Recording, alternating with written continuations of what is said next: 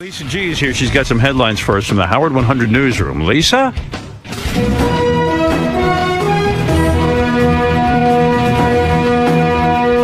Hey, Lisa. Is there anything? Every time I hear that theme song, I think of the huge penis thing. Is there anything on you that's huge that we? Yes, my breasts. Come on. No. Well. No. Do you want us to say Lisa has huge breasts? Yeah. Yeah. Compared to Miss Howard TV. You would never get implants? No. Those would be smoking. I still can't get over that you thought her breasts were nice. I liked it. What can I tell you? They didn't look fake to you? Yeah. Well, what are you talking about? Sure they did. They looked as fake as they could be. They were beautiful, fake They were like two different sizes. I don't I liked it. I don't know. Do you think it's kind of hot when a chick doesn't have a perfect breast job. Do you think a breast job? Let me ask you this seriously. Do you think a breast job means that for some reason you couldn't possibly be an intellectual? Or No. Well, what's your problem with it? Hell. Just yesterday, it looked so phony to me.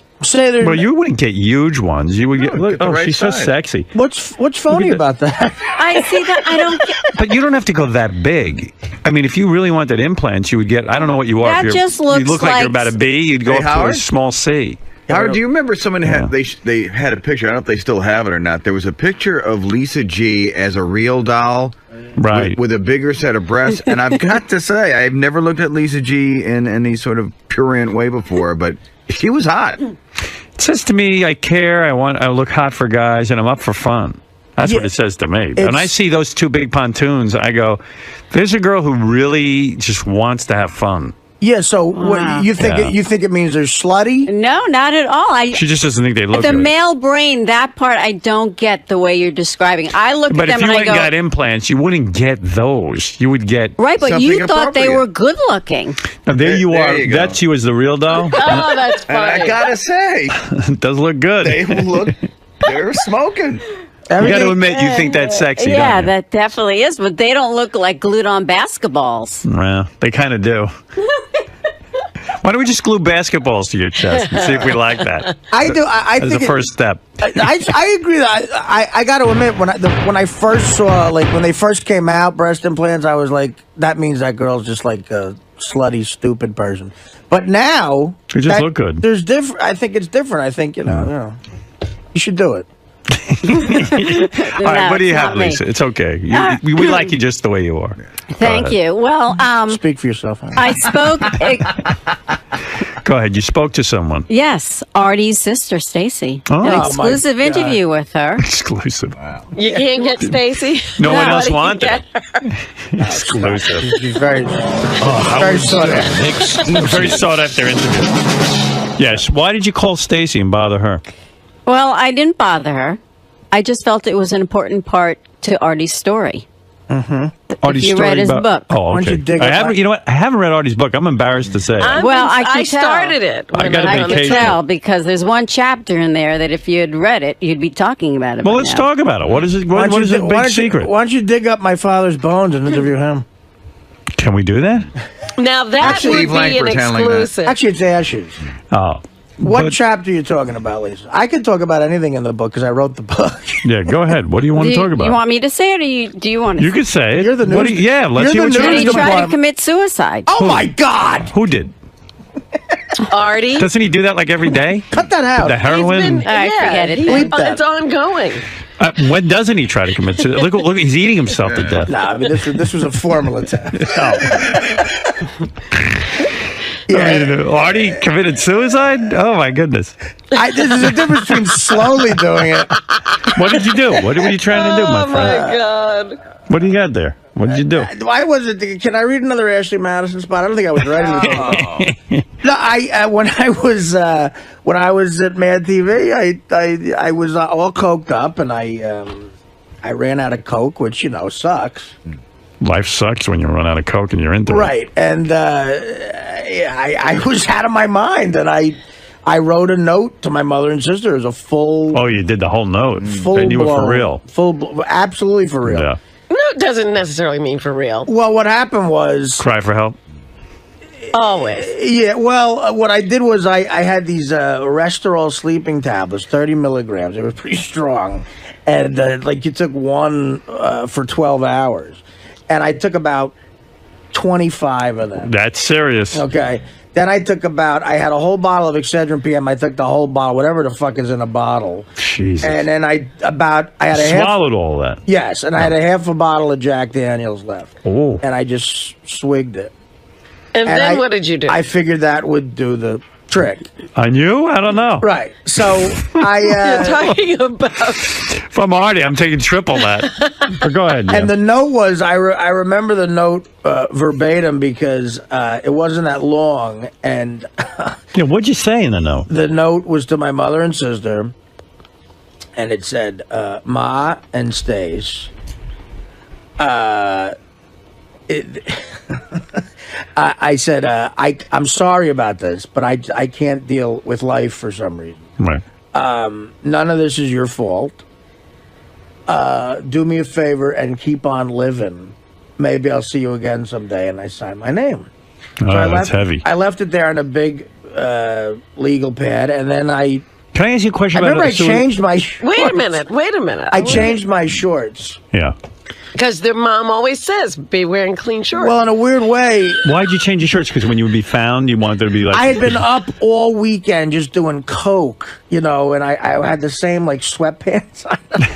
Cleaned up. Now you clean up. You're going to kill yourself. You're going to clean up. I put on a pair of these green sweatpants shorts that I thought were very comfortable. Right. And so that was it. Once I did all that, like for your journey, like hey, yeah. He wanted to be clean. Well, here's what happened. I had to go to Friday night. We did a show at Mad TV. Okay, right. We did a taping. At about midnight. We got done with the taping, and everybody else would go to this bar and have like a party. I was trying to stay on the wagon, and I was afraid to go out because I got diagnosed with this ulcer that I had to get rid of. So I would just go isolate myself in this apartment after work every day. And I had a coke dealer, the same guy who met me for the pig thing. And I went to the Cinerama Dome parking lot on Sunset Boulevard. It's a big movie theater there. And it was right by where we shot Mad TV. And I bought 2 8-balls from the guy. And I went right to my apartment. I got a gallon of Jack Daniels. And I went right to this Oakwood Apartments where I lived. And I just locked myself in there. Saturday morning, I got a delivery from Mad TV of all the new sketches we had to read Monday morning. And you had to read about 14 sketches. I was in 11 of the sketches, and in 8 of them I had to do, you had to do impressions. The research department dropped me off tapes of fucking Newt Gingrich and all these other people you had to try to fucking do the voice of. I'd kill myself. So those table reads Monday, you had to be prepared because you had to sell it for the network, otherwise the writers would get mad. So I put that down, and I said, fuck it, I'll get to this whenever, and I just started doing coke. I was up all weekend, and I ran out of the coke at about... Not a model employee. I ran out of coke at about 4 a.m. This is him staying away from the party so he doesn't fall off the wagon. Yeah, I like that. Well, I couldn't have anybody see me doing it. Right.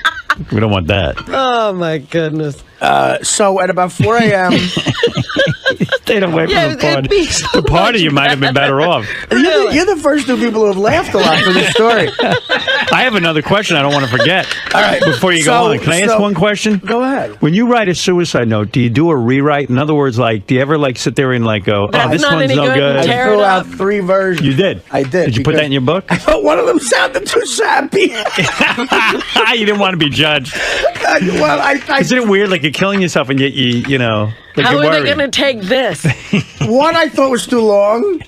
I figured my mother going, we got to get... You're boring everyone. I got to get to the funeral parlor. Right.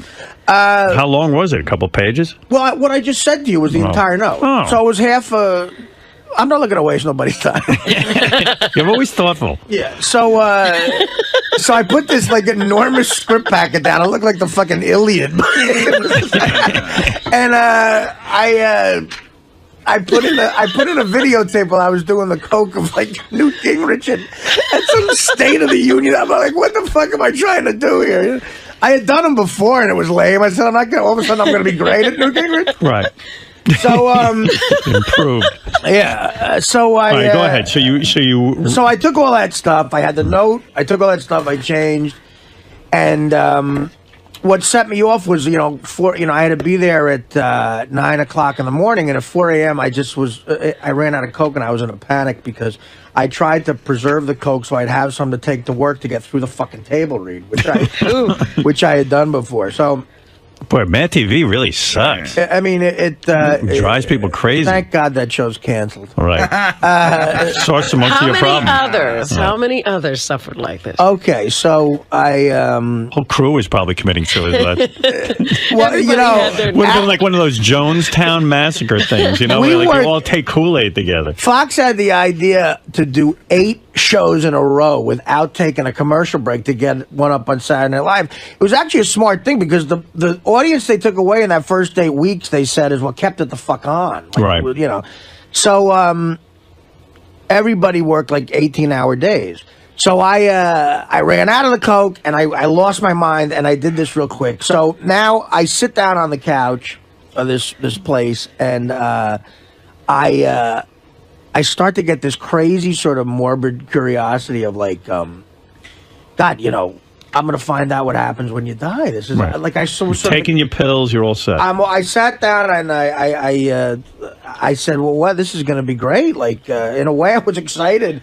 All these people throughout history, like, what happens when you die? This is going to be your journey. Yeah, you just, am I going to see my father? Or am I going to meet Babe Ruth? Am I going to meet Hitler?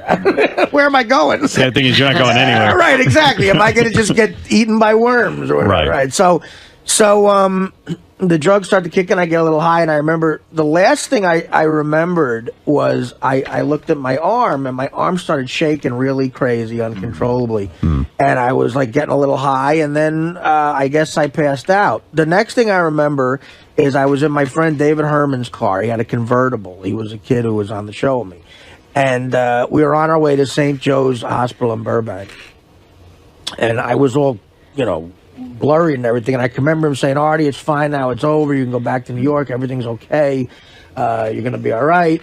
And then I didn't know, and then I went back to being passed out, I guess. The next thing I remember is a nurse putting a catheter in me at St. Joe's. That'll wake you up. Yeah, right.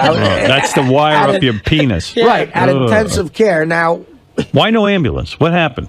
Well, I want to know, how did they find you? Here's what happened. I was never late, ever. For the entire time I was there. Always loyal. I was never late. Right. And like everybody else was at least a little late sometimes. I was always there, and I always knew my lines. I was always ready. And that saved my life because there were 2 stage managers that they employed. The first AD was this guy, Josh Berger, really good guy. And the third AD was this girl, Tara. Beautiful girl. Like, I had a crush on her. She was one of the most stunning, beautiful chicks I ever met, and she was very nice. And the third assistant director's job was to wrangle the cast. Like, it's her job to get you there on time. Right. They come to your dressing room and everything. So Tara goes up to my dressing room. I'm not there. When I'm 15 minutes late, she goes to the guy, Josh. Now, this is a story I was told. Right. Because I don't remember. You were on your journey. She says to Josh. He was checking out death. You were waiting to meet Hitler. You know what's fucked up? I didn't even have one of those things where I was dead for 10 minutes and saw light. Like, I didn't have any light. Out. Right, I passed out. No good stories. So they say, this is odd. He's not answering his phone. And I didn't have a cell phone at the time. That was in the infancy of cell phones. I didn't have one. So she says, I'm worried about it. So she convinced Josh to go to my apartment. Lucky. So they drive to my apartment. They're knocking on my door. They say I answered the door. They say I was like stumbling, and I somehow. Wow. They immediately come in. They see the pills. They see the note. They don't know what to do. They called my friend David Herman, was my best friend. Hollywood's so weird. Like, they don't know what to do. Like, they also called 911. Right. Okay. So they expected him to be passed out from booze or something. Right. They didn't expect to see a suicide. Right. When they saw that, they said, "That happened to me." I called the Olsen twins. I don't know what happened. They were only like 6 years old. Oh, you couldn't call them at that point. Yeah. Someone like the Olsen twins.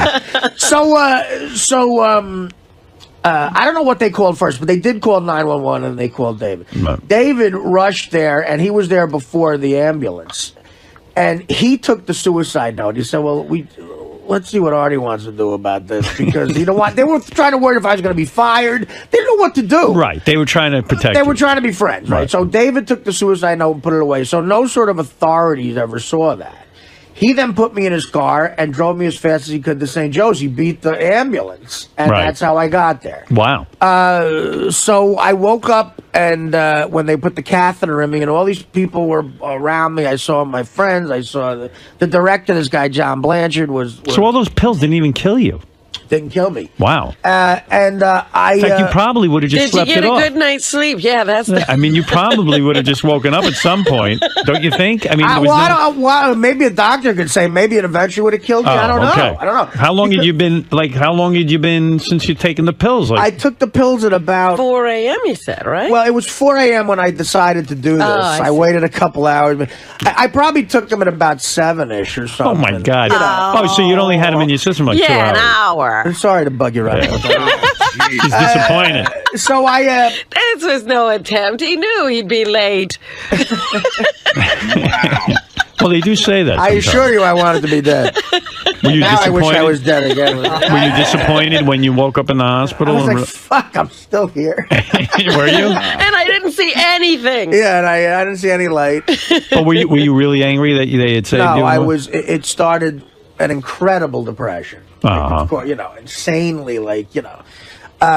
So they put the catheter in me, and then I don't remember anything. I guess I passed out again. I woke up again at about 4 o'clock the next morning, alone in intensive care at St. Joe's, with this enormous black woman reading the Bible next to me. Did you ever think maybe you did die and this is? Yeah, I was going to the say, other do you side? think this was real, or Like was when this... when you die, an enormous black woman reads to Howard, you? you have no Read the Bible idea. to you. I've told shrinks, I'm like, maybe I died, and because ever since then, I'm telling you, ever since then, Norm called me for dirty work. Dirty work led to a sitcom. A sitcom and Norm led to you. Right. Like You went to heaven. What was your dream? To get on the Howard Stern show, to be with Norm, to be in the movies? You think you're fucking So around you right might now? be. I want to tell you something. I think I'm in heaven. You are. You died! I never wanted to tell you. We're all dead. God. Yeah, This is I'm not God. real at all. That's why we're laughing. Oh, And thank you, Robin. That explains it. And you know who Fred is? Fred's Fred. I always knew Fred would be Fred. Who the fuck is Benji? Nobody. No, so I'm telling you, man, after I got on this show, I said that to her. I tried to go to shrink. Right. I said, I'm like really fucking convinced sometimes when I really think about it that I died. And I in died heaven. 20 years ago. Oh, okay. Yeah. What happened? Now Artie's confused. He's like, well, maybe he's for real. Yeah, so... So anyway, I'm pretty sure that's not the case. Right. So How would you know? Just walk in front of a car, you'll know. So so this woman's reading to me, and she sees me wake up, and she goes, "How are you, baby?" It was like, Baby. I said, how you doing, baby? I said, I'm okay. She goes, "Why are you in here?" I said I tried to kill myself. And she goes, "What?" I said, I tried to kill myself. And she said, "Oh, you can't do that, baby. You go right to hell if you do that." She said, "Life is a gift. You know, God doesn't want you to take that gift away. You can't do that." Reading to you. If it's a gift, you get to do anything you want with That's some gift. Indian Look giver. at her gift. She gets to read to Artie in the it. hospital. Really? So then I just, that even depressed me even more, and I went back to sleep. The next day, my mother shows up. They put my mother on a plane. That's the sad. Great. It was the first time my mother was ever in L.A. And you're probably Great. like, oh, no. My sister Now left. she's going to see the Hollywood sign and, Yeah, right. and you. My sister left her desk at her job. My mother was a secretary. She left. They got on a plane, and my mother, God bless her, she kept her composure. She walked in there. David Herman gave her the note and said, "Look, this is what was there." And so they left it up to me if I wanted to tell like a counselor that it was suicide. You know? Right. My mother thought it was best to tell the doctors that that was the case, so they immediately they came in and strapped me down and took me to the fucking Cedars-Sinai psych ward. As soon Good as decision. They found that it was a suicide. Yeah, so my mother and sister are trying to drive this ambulance. These two ambulance drivers were drinking old granddad while they were driving the ambulance. I swear to God. Everybody's nuts. And they're like, they didn't give you any? It's like a movie. They're like swinging it. I'm strapped out in the back. I'm going from side to side. My mother and sister are trying to follow the fucking ambulance to Cedars-Sinai. They get there. They bring me up to the psych ward. They interview me. They put me in. And this is when... Hey, can I ask you a question? When you were in the psych ward, did they ever diagnose you as like bipolar or something like that? Because you kind of sound... They diagnosed me as being clinically depressed. That was the diagnosis. And they put you on a bunch of drugs, right? They put me on... the first thing they put me on was lithium. And then this thing, Depakote, before I got to a shrink who prescribed anti... Is that considered a mental illness? Yes. You're mentally ill, right? I'm considered mentally ill. Right, okay. Society thinks I'm mentally ill. But wait a minute. It's a temporary illness, this depression. They say it's curable. Yeah. It's not like schizophrenia. He's very close to me. I'm not schizophrenic. You're not schizophrenic, you're not bipolar, but you're depressed. That's what they said. You're a depressed person. I'm more prone to depression. Okay. So So this woman says to me, now I'm checking into Cedars-Sinai psych ward probably about midnight. Right. My mother and sister stay all night in the waiting room, and then they went over to Jerry's Deli. My mother's classic. She goes, my mother went and got me like a bacon, egg, and cheese sandwich, an enormous sandwich. She goes, I think this will cheer you up. Like the next morning, that's what we ate. But, and it did cheer me up. Right. But the woman says to me when I'm checking in, okay, listen, here's the policy. You're going to have a room. There's no one in the room right now. But there's a lot of people on this floor who are patients. You can't lock your door. There's nothing sharp in the room. There's no mirror. Don't be looking for any of that. The orderlies walk by the room every once in a while. Right. And they check to see if you're okay.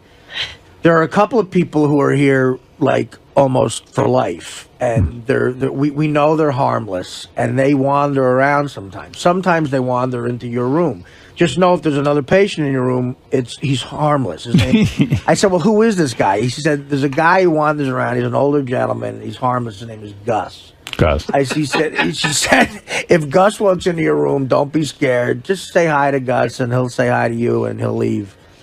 So I'm like, all right. What a life. Right. It's just, so I wonder, what do you see when you walk into a mental ward? Yeah. You see, it's me and Winona Ryder.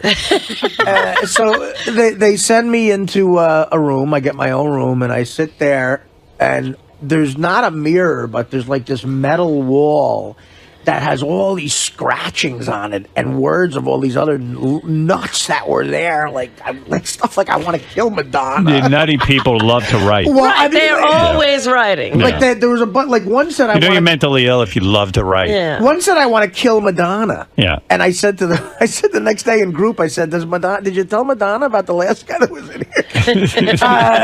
There's a threat on They her said life. one every 4 patients wants to kill Madonna. What did you write? Kill all posers? I didn't write anything. I should have. So about 5 in the Should have morning. written down, I want another bacon, egg, and cheese.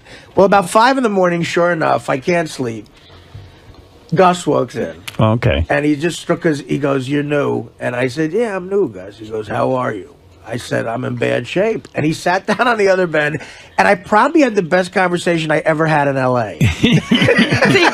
Gus probably needs to be let go. I talked to Gus for about an hour, and he goes... Is he's whacked out like Beetlejuice? Or? Yeah, well, he knew the number for suicide. I guess there's some sort of number. He goes, what'd you do, a 138 or something like that? And I said, what does that mean? He goes, you try to commit suicide. And he tells me about how his family fucked him over, and quite frankly, I saw his side of things. Right. It was very peaceful talking to Gus, and I said goodbye to Gus when I left. The next day, I went to court. The judge released me to New Jersey. This is when the 2 guys who ran the show, Adam and Fax, they were the 2 guys who created the show. They treated me like a kid of theirs. They said, you go get better, you'll have a job here forever. And so Adam and Fax, if you're listening, I know they're big Stern fans. Thank you. But John Blanchard, the director, did the same thing. David Herman, Nicole Sullivan, Orlando Jones, my roommate eventually, they all saved my fucking life because they were so understanding about it. But this is when Quincy Jones did something that was so unbelievable. He produced the show. So I had met him 3 times, once at the screen test, which was nerve-wracking. And he found me before I went to New Jersey, and he gave me a big fucking hug. And he said, look, man, he goes, and he did that jazz talk. he's one of the few guys that can get away with that. Right. He goes, listen, man. He goes, you's a funny cat, man. I like you. You know. Use a funny cat. He goes, you's a funny cat. He goes, Maybe Quincy Jones get some grammar lessons. You know, it's I like think he knows the real grammar. Right, He just doesn't use He's it. like Oprah. He wants to be cool. Yeah. I think he is cool. Yeah. So he said this was so surreal what he was saying to me. He goes, you know what? Drugs is fucked up, man, and they fucked up a lot of people. I know a lot of people in music. The drugs that takes their lives. He goes, he said Miles Davis, it took him years to get off that shit, you know. And he goes, I toured with Billy Eckstein when I was a kid, and a lot of people in the band was into that shit. But you know, creative people like that shit. You got to get that out of your head, and you just got to do your work. And he goes, when you come back here, you're gonna have a job. Anybody fucks with you, call me. And he gave me a big hug. Right. So I left. I told my mother. Seems like the drugs made you closer to Quincy. Well, in a way, Yeah, actually got you an audience. Yeah. Well, he's the guy. Well, I won't say what he said about something, but he wrote the Sanford and Son theme song, Right. which this is the greatest story he ever told me. He said Red Fox called me over and said he did a show about garbage. And I said, what is it about? He goes, about a garbage man. He said, I need a theme song. So I sat down and he goes, I wrote that song in about 20 minutes. And I started to sing it. It's the greatest theme song ever. Right. So that's the kind of sort of genius you're dealing with. And he gave me a hug, and I told him my mother. My mother was crying. She wrote him a letter, and I'm saying to myself, 3 years ago, I was a longshoreman. And now Quincy Jones is comparing me to Miles Davis. In a conversation, I did my time at the rehab. I came back in January, and I saw Quincy again at this other thing. He flew me. So what did they do? Did they fire you from Mad TV or you quit? Well, this is the first season. After that, so he was still with them. After that, they let me come back. I went to rehab. So did you go to Jersey for rehab? I went to Jersey for rehab. I went through rehab, and I got on this. I tried Zoloft. I tried this other shit. This antidepressant Paxil seemed to work for me. After 4 weeks, I'm telling you, man, it felt better. Something snapped in my head that one day I woke up like it was a wet blanket on me. I couldn't even get up for 4 weeks. One day I woke up and I felt like I could build a house. I told my mother, I said, I don't know. I feel great. I'm back, I think, you know. And I called the producers. They said, all right, if you feel all right. And I flew back in January. The second half of that first season, I have never done better work like in my life on TV. I was writing sketches. So maybe you ought to go back on Paxil. Maybe that's the end. Well, after I got back in the groove, I stopped taking it because I don't want to be on a pill the rest of my life. I really don't. Why would you want to feel good? But no. But you say the funniest things. I don't want to be on a pill. I don't want to be on a pill. I want to take heroin. No. But the Paxil, you can't really fuck. You don't need to fuck. Hey, after you get some of that Viagra, won't that work? So here's after you try to kill yourself, how long do you wait till you start masturbating again? I tried immediately. Me and Gus tried to do it together. So the end is kind of funny about how I went, but not funny, but interesting. So they tell me I can come back because they had to square it with the head of Fox and everything, and they tell me I can come back. So I'm still in New York. Quincy Jones was producing the Oscars that year, and to get ratings, they wanted big stars because, going up against Saturday Night Live, it's like even if the sketches are just as good, Tom Hanks is hosting. You're not gonna. So Whoopi Goldberg was hosting Mad TV, the Oscars. Oh, the Oscars. So Quincy, as a favor, said, "Would you do a sketch on the show?" She said yes. No one else was in New York. I was the only one left in New York. So she was shooting promos for the Oscars in New York. They said, we're going to write a sketch. We're going to send the producer out there with Artie be in the sketch with her. So I said, okay. I go there the day before I'm supposed to fly back to L.A., I do this ridiculously awful sketch with Whoopi Goldberg. She wanted to do a takeoff of All About Eve, like from 50 years ago. And I had to play a psychopath that was stalking her. It was just bad. But we left it in there because... She wrote it? No, she thought of the concept for it. And we told her, we do film parodies. The film she picks was All About Eve from 1952. Nobody even knows that. Right, exactly. Great film. Right, it is. But, they were thinking, well, does she see Lethal Weapon? Right, yeah, she's seen something current. So I go there, and Quincy Jones is at this this shoot, And he sees me there, and he comes up, and he gives me, it's the first time he sees me since he saw me. He gives me a big hug, and he goes, hey, man, I've been thinking about you. How you doing? I said, I'm better. I feel good.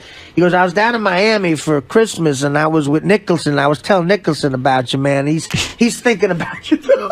I said, Jack Nicholson? He said, yeah. He's thinking about it. That's what he said. Yeah. They're all thinking about Artie. So he goes, how you getting to L.A. tomorrow? I said, I got a plane ticket. I'm flying. He goes, fuck that. Cancel that. We got the wings, man. I said, what do you? He goes, we got the wings. We got the jet from Warner. Do you ever want to shake him and go, can you just talk normal so I know what you're talking about? I got the wings. Well, maybe I'm doing it. Well, I don't We know. all get on the same page. Yeah. So he goes, we got the wings. That's what he said. So I said, sure, I'd love to come. We did the awful sketch. He said, be at the Pierre tomorrow at noon, and I'll take you out to the plane. So my buddy Deej drove me to the Pierre in New York, and I'm sitting in the lobby and go, what do I do? Do I just say, 𝗦𝗵cie Jones here, and they're like, no, they had a different name. Right. So I had to wait for him to come down. He puts me in a limousine. Wow. And the conversation in the limousine, I'll never forget this. This is January of '96, all right? He was the guy, editor of Vibe magazine. So he's talking to the guy at Vibe magazine. He says, I'm going to put those two motherfuckers on the cover, but he goes, I'm telling you right now, they're into some serious shit, and both of those motherfuckers are going to end up dead. They're going to kill each other. And it was Biggie Smalls and Tupac Shakur. Wow. So they ended up on the cover. Together. Yeah. Or one of them was on it. And 𝗦𝗵cie Jones was saying to a guy, he goes, listen, they're out of control and they're ridiculous, and the two motherfuckers are going to end up killing each other. Wow. Wow. And I went back and I told Orlando that, who had directed some rap videos. He was a big Biggie Smalls guy. That's how I knew about him. And he goes, yeah. He goes, apparently that gangster stuff is they're out of control with that, with shooting and stuff. And fucking 8 months later, Tupac was dead. And then wow, that's weird. You know, it was just like, I'll never forget 𝗦𝗵cie, that. 𝗦𝗵cie's like He's tied in. He should do police work. He just seems like a real smart guy, Right. you know. And I mean, look, the guy helped save me. You know, it's just he was good to you. It's an interesting story, Yeah, and he it was is. good to me the way you've been good to me, and a lot of. So that's what I've had a lot Lisa's talking about. That's the That's the her chapter? big chapter. Look at you, Lisa. Good Now I don't have reporting. to read it. When I say guardian angels, I'm talking about you and Thank _Quincey. you. I'm happy to be in that group. But it's weird you brought that up where I think I'm dead and in heaven, because I've told that to a shrink and they go, stop being ridiculous. It's not so crazy. Well, they don't Artie. want to tell you they're dead, too. If it was really heaven. We're all dead. But if it was really heaven, wouldn't I be thinner?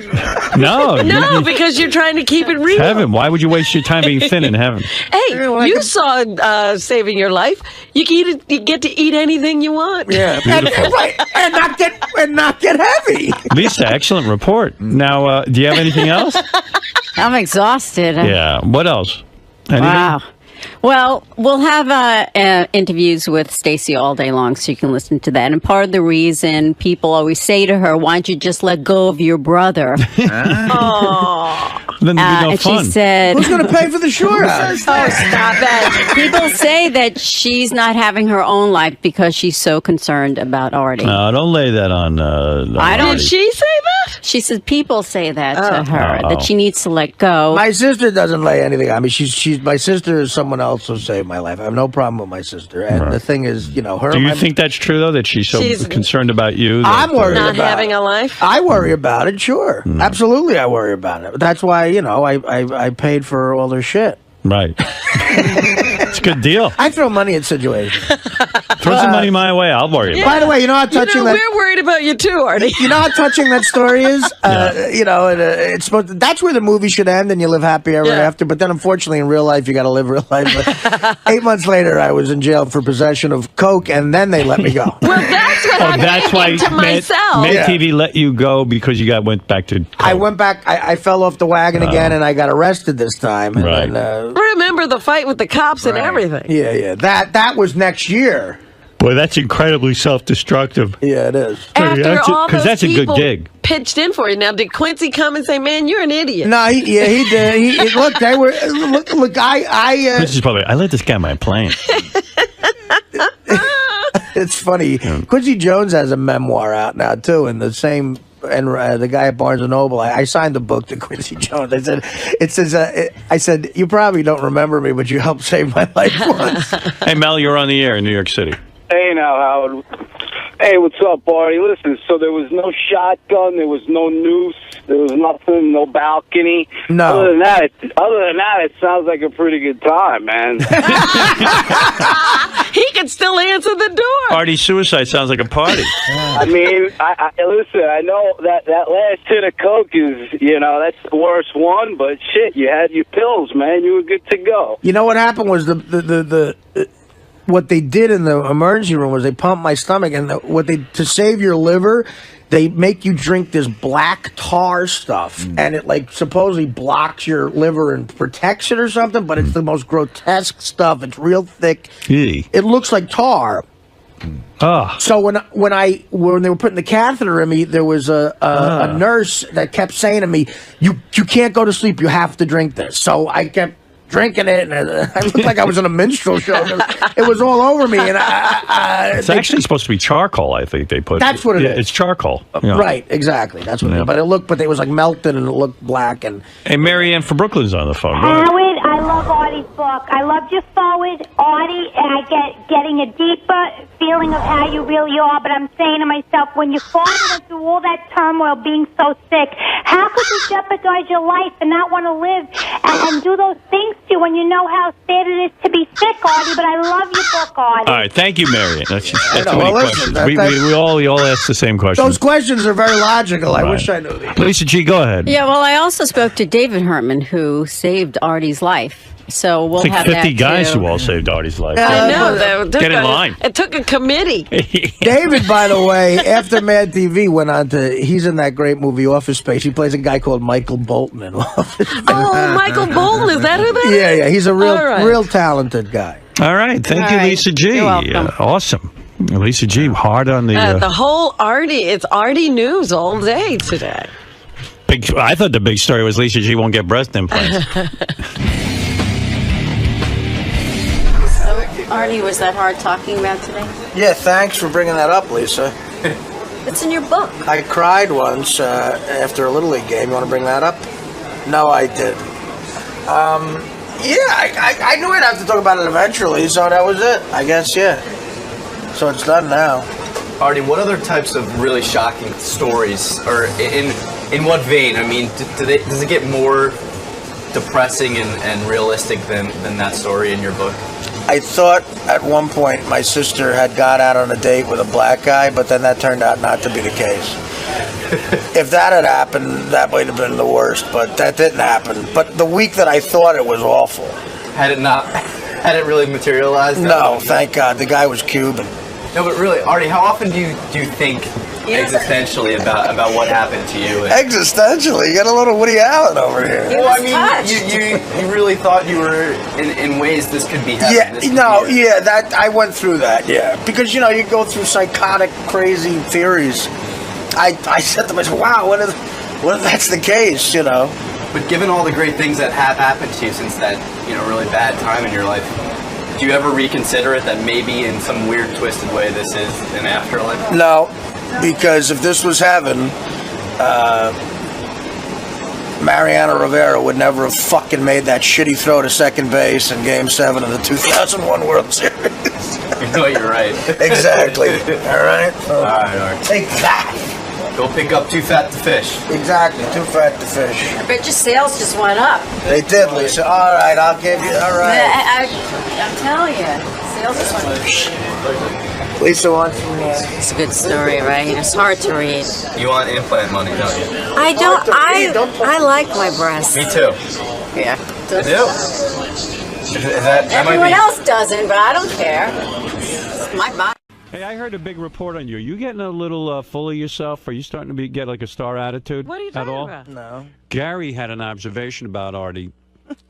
I just heard this story today. I'm very full of myself. No, maybe you are. This might be. Tell me if this is true. Maybe you should take a moment and look at yourself. I'm going to ask you to do some introspection right now. Okay. Okay.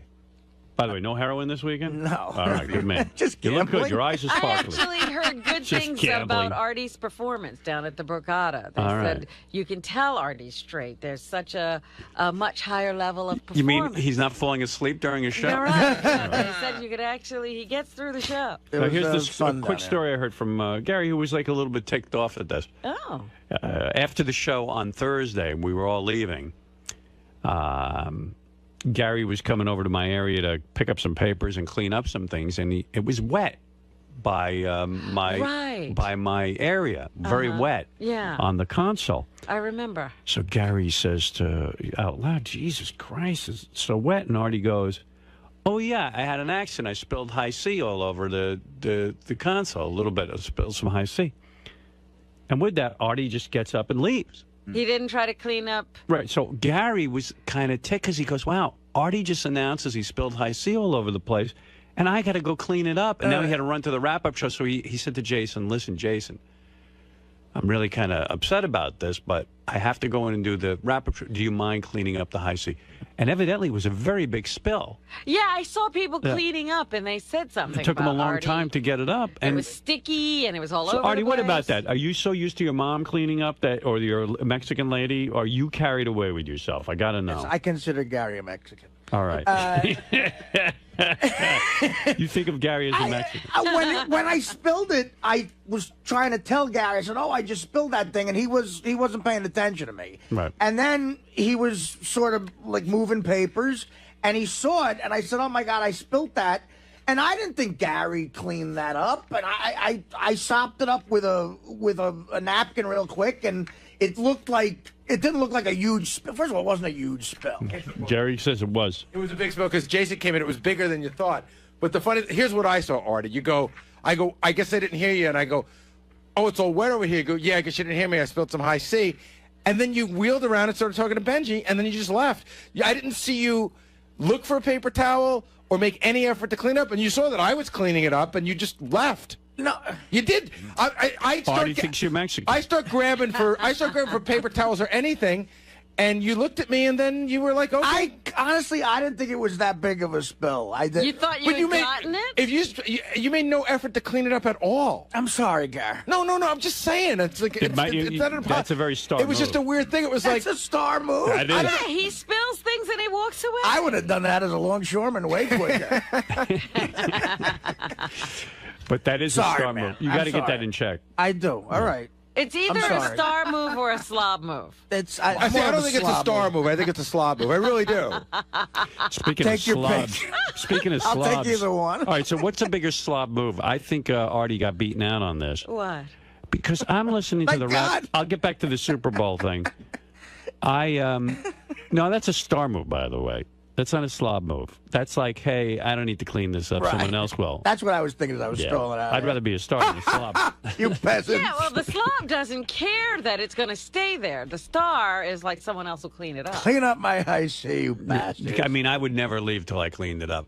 I'm that kind of guy. Like I've seen. I have to say that about myself. You You know know what? that about me. I've seen times when you've spilled stuff where I've run to clean it up, and you're like, "No." Like you make me hand you the Well, paper towels. because it's my fault and I need to Gary, clean it up. now you're being a bullshitter. I'm not. You complain about his snot rags all the fucking But there's time. a in there. but there's a I understand what He you're saying. leaves booger rags in there for you to No, pick I up. don't. I That's a throw star everything move. out. When he spills Oh, something, please. I do. Gary, Check I'm in my here all the console time. You're after I leave. bitching about, he put this under here. And No, but we're talking about two different things. I I never agree leave with a you. snot rag around. If Gary said to me, "There's a snot rag on the table," I'd clean it off. No, but you here's I should wouldn't be let more him do it. thoughtful and not leave him there. I clean up. Listen, wait a second. Here's the difference. I'll give a you the star difference. move. All right, I'll give you the Stars in difference. that I'll give you the room, difference, apparently. Artie. I'll give you the difference. We're both stars. I sit in here and I do the show and I clean up afterwards. If I don't see a snot rag, if Gary said to me, "Gee, boss, there's a snot rag on your console," But he would never do that. Yes, he would. He said to me, "Hey, there's some toothpicks." I'll tell you what. I'll pick it up. I'll tell you what the deal is now. So Yeah. as long as we've got this If all you out want in to the open. deflect, but I don't think it's the same thing. And it's not the toothpicks. You leave the toothpicks around, but I don't think he leaves them there like Gary will clean this up. I agree. He Well, doesn't who does see he them. think's going to clean him up? I don't think he sees them. I don't. Well, that's a star move. You're not even in his universe. Wait a minute. Where are your toothpicks going? I put them down so I don't waste them. And sometimes, you know what he does, Robert? That's really weird. He sticks them in between the board. Like, you still lift up the board. No, I don't. Well, they get stuck. They roll under there. They roll under during there the show when I'm pushing papers around. Oh, and so you're saying you forget that No, they're I'm there? saying I don't see them.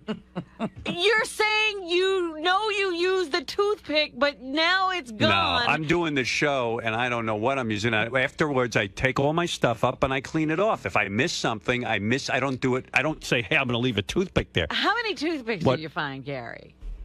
I'd say 1 or 2 a week.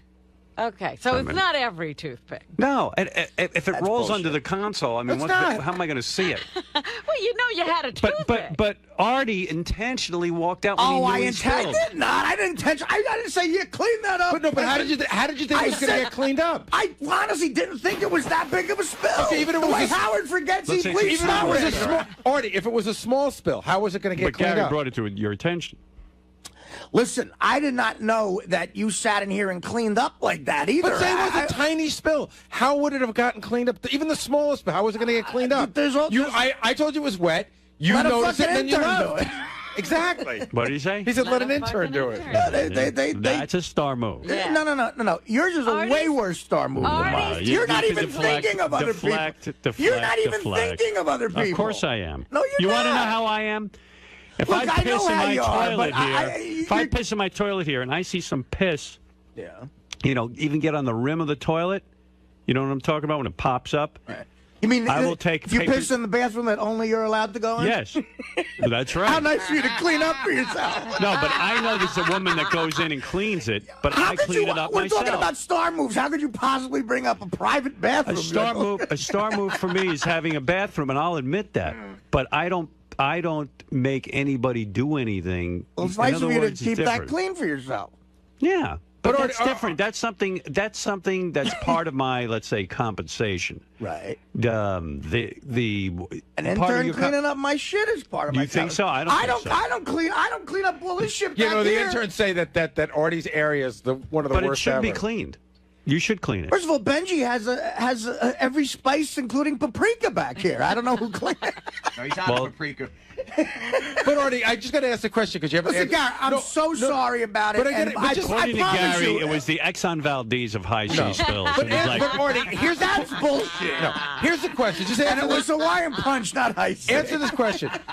I showed you that it was wet there, and you said, "Yeah, I knew it was wet already." But then, Gary. how did you think it was going to get cleaned up? Gary, I didn't think it was like anything. Okay, but even if it was small, how did you think it would get cleaned up? I don't know, Gary. I thought it was not an issue. I really didn't think it was an issue. But I pointed out the spill. You go, yeah, I spilled high C. You saw me trying to clean it up but not finishing. How did you think it would get finished getting cleaned up? You'd finish it. No. Yeah, no, that's the point. No. I figured it was clean sufficiently to where you could go to the wrap-up show Artie, and not sit here and. Did you and not clean see it. the part where I grabbed for tissues because there were no paper No, towels? I didn't see that. I did because you'd already turned around. It was just His weird. nose was already But too high in the air. He is to used see to that. his mom cleaning up stuff. No, I'm not. You are a little I'm bit. used to my mom cleaning up. Somehow things just get picked up in Artie's apartment. How's the back? Do you keep the back of your limo clean too? I do. I respect it. In fact, I won't even allow. I put a You gotta towel be down kidding for me! Bianca. A star move. No, I'm saying it's a thing where you don't allow people to do that. I understand. I'm sorry. I agree. It's a star move. Listen, you don't like to be called a star, but that is a little bit. No, I love it. My God. And as far as you thinking Gary's Mexican, are you Mexican? No, but I look Mexican. I don't think. But I play one on radio. You play. I love that that's an insult. I don't think you're Mexican. Here's a little Mexican music.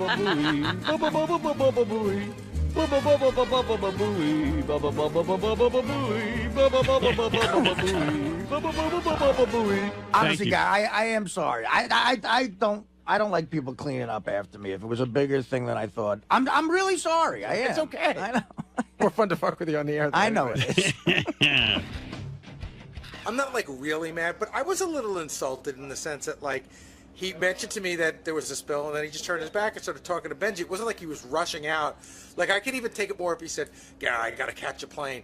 But he just turned his back to me and he started chatting with Benji, and I was like, "Oh my God, he thinks I'm going to clean this up." So you took it as, hey, Gary, I spilled something, clean it up. Well, how else would you take it? He told me he spilled something, and he made no effort to clean it up. and it didn't look like he was maybe like preoccupied, and it just. No, he wasn't cleaning it up. Is Gary overreacting to your little spilled mess? No, he's not. Look, that is a shitty thing to do. I was talking and I didn't realize that it was that bad of a spill, and I didn't realize Gary was picking it up. So, just an honest mistake. Yeah, I wouldn't. I'm sorry you had to do that, but you know, I mean, what else are these interns doing in here? This is intriguing. So, hey, George. By the way, 𝗦𝗵cie𝗄𝗿𝗱 is here, our beautiful announcer, the man who... Good morning, all. If I tell you more emails and all positive, I am sure... You think someone would just write a negative one just to screw with your head? In there. I'm overwhelmed with all this love and affection. Well, wait. Hold on. Before you say that, wait, okay? What? All right. What? All right. What? So anyway, wait, I'm going to tell you. And don't be upset. All right. Oh, I got my negative. No, not a negative. No, well, they were all positive. So anyway, we were in a meeting like 2 weeks ago, Robin. Yes. We have a creative meeting every Thursday, George, where we try to come up with ideas for the show. And of course, when everyone announces that you're coming in, they get all excited. Bless their hearts. Yeah, we all do. We like having you here. It's great. Thank you. So somebody came up with an idea and said, you know, it would be really great if... It was Benji, by the way. Give him his Yeah, props. we should give it to Benji. Benji came up with the idea. And it sounded, this idea... Was it a good idea? It was a really good idea, I thought. But I didn't really think it through. Nobody really thought it through, just thought it was a good idea. Mm-hmm. We don't think things through here. Yeah, but sometimes we do, but we didn't like think it through. It just seemed like a good idea. And then I forgot about it. Yeah. I didn't even think we were going to do it. So anyway, Artie yesterday took George in a room and came out of the closet to George. Oh, no. George, I'm so sorry. Wait. Are you serious? Yeah, right? I was they trying do to be this to cool you? about this. Artie. Artie. Wait a minute. Wait. Do you have tape in Yeah, this? we taped it. Oh, you taped? Yes. Oh, my God. Now, oh, my God. It turned into... I want to tell you how wonderful George is. Wait, I want to say this. Oh, my God. I want to tell you how wonderful This is George the nicest. This is the nicest person on the planet Earth. I know that, and why we goof on him like this? I And It don't wasn't know. a goof. It was, you know what? I thought George... Of course it was a goof. I never thought... Well, wait a second. Yeah, right. I just I figured know. George... it went- I revealed something, you know. Listen. private. That's why I revealed, said and you revealed something private in the conversation. that we cut out. Oh, good. We would cut it out. But I don't even know. You know, I still have hope for resurrecting. But you did tell us about that on the air, by the way. I know. You see, yeah, God, oh God, You did. He's But such a nice. Not about. Wait, let me. I know. But wait, let me tell you this story. Gee. Well, tell him how I react. Well, I Is know there how it's No end. No end, George. There no is end. no bottom, no end. So I'm home yesterday, and I get this call from Gary. He goes, "It's unbelievable. Artie came out of the closet and told George about that he's gay." And I said, "Well, how soon did George my start God. like laughing?" He goes, "No, George Never laughed. not only took it seriously, but It was so a very private and revealing moment. not here." And I respected But it. wait a second. So- And we even had a touching conversation about Artie this morning. You were so caring. But wait. And look at him, what he's doing to you. but wait, Rob, I let me followed I orders. feel so abused. I followed orders like Gehring. let me tell you, George. I forgot about this idea. I walked into the gas chamber. But George, wait a second. I forgot about this idea. So Artie yesterday just kind of went off and did it with the guys. Oh. And came out of the closet to George. And what ensued was something that really moved. Artie said I was my almost in God. tears. He goes, And you couldn't tell him now the truth because you're going through with it. he said, George was the most loving, You want to my be out of the closet now. like you want to come out to George because he said, I'll be there for you. I'll hold your hand when you, because Artie goes, I'm going to tell the crew tomorrow that I'm gay. And George. Oh, my God. Yeah, but anyway, but George, I would never play this tape unless you said it was okay. If you felt that it, I think Well, it there showed are- you. We cut out the part you're talking about. I guarantee it. I Okay. guarantee it. Because listen. Here's what happened to me. No, you know what, Artie? It would be a much better show now if you came out to all of us. Here's what happened to me in the middle. But wait a second. When I Artie, can see that being reality, you know, because How deep could down you? Him? inside.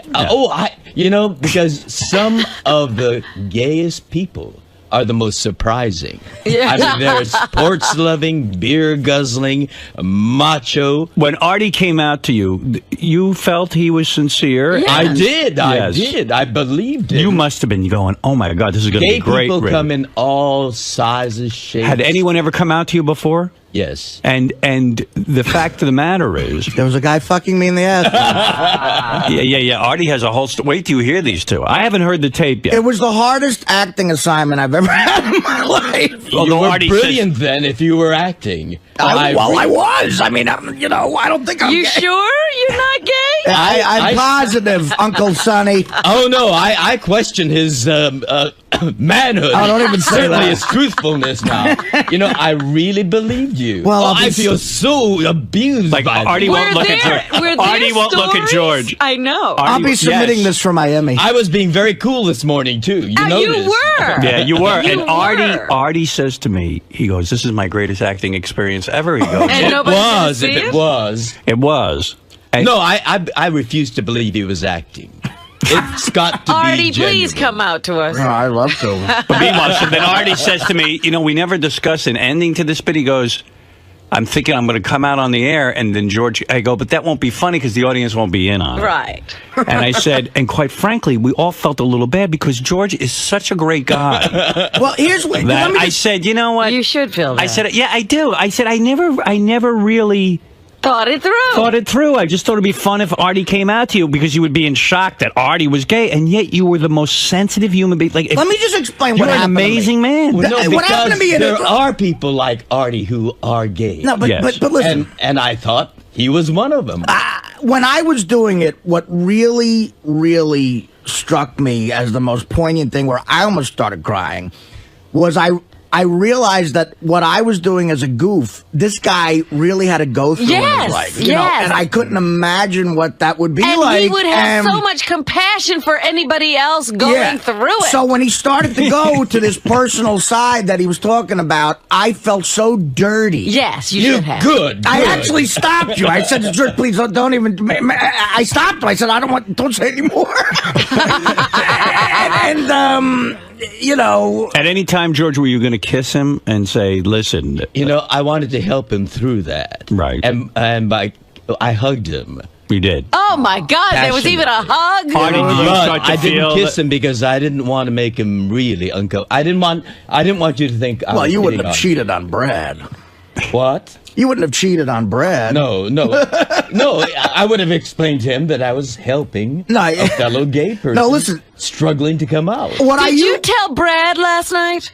No, I promised him I would. Yeah. Oh. What I based You it are on so was good, George. I say George told Brad. the first road gig I ever had in my life was at Lehigh University in Pennsylvania, and the comic that I said this before on the air, the comic that I roomed with took off his shoes and socks and bathed his feet in tea in front of me. Yes. And I totally thought he was gay, and I just with this I just used that as maybe me and him fucked.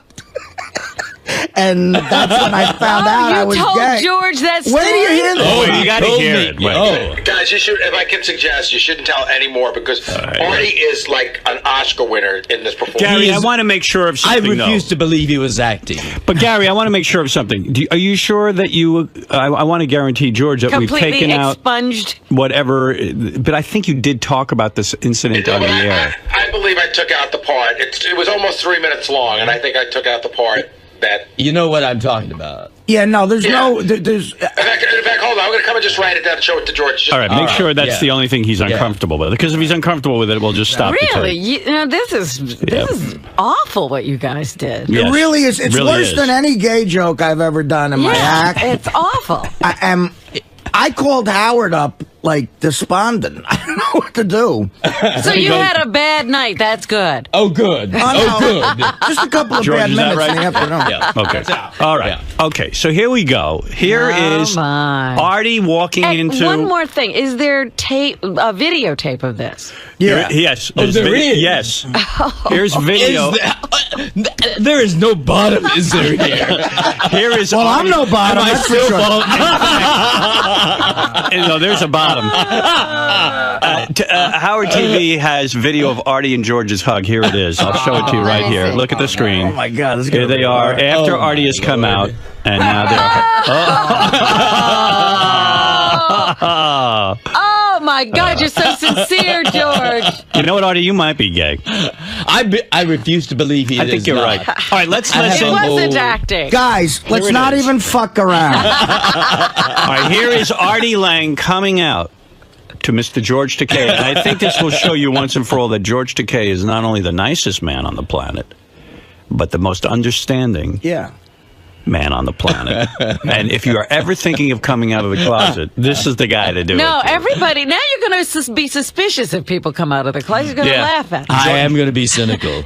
You have destroyed. You should be suspicious of anyone who comes out of the closet in Sal and Richard's studio. Oh, so this was all orchestrated. Oh, yeah. And planned. Actually, Howard, this was months and months ago this idea came out, and you've been here 2 separate times when I was going to attempt to do it, and I couldn't figure out exactly how to do it, and the week went by. And did you call George into the studio and say, George, I need to talk to you for a second? Oh, he was he wanted, very serious. after the show, you know, he came up to me and said, I'd like to talk to you very privately. And I was looking at some of the things that Sal had prepared for me, and so I said, okay, wait a second, I'll come right out there. I finally figured out an angle on how to do this and keep a straight face and everything, so that's why it took months. When you went home, you looked anguished. Really tortured. When you went home last night, was Artie on your mind? He was, yes, throughout the day, and this morning when I got up and I was preparing to come, I thought, the first thing we did was talk about Artie this morning. It wasn't anything in particular, but you were just expressing how special you think. All right, ladies and gentlemen, now I imagined him having a torturous evening last night. Artie and George together. Artie coming out of the closet to George Takei. If you've ever imagined what that would sound like, you are now going to know. There is 3 minutes taken out of this because there were some very personal things in there that George is not comfortable Because George was with. actually trying to reach out. Right. Wow. Exactly. That's right. Tomorrow, you're going to meet a 7-year-old with leukemia whose last wish is to meet George. In Sal and Richard's room. Oh, that poor leukemia child. I'm going to be guffawing in his face. Here we go. Yes, sir.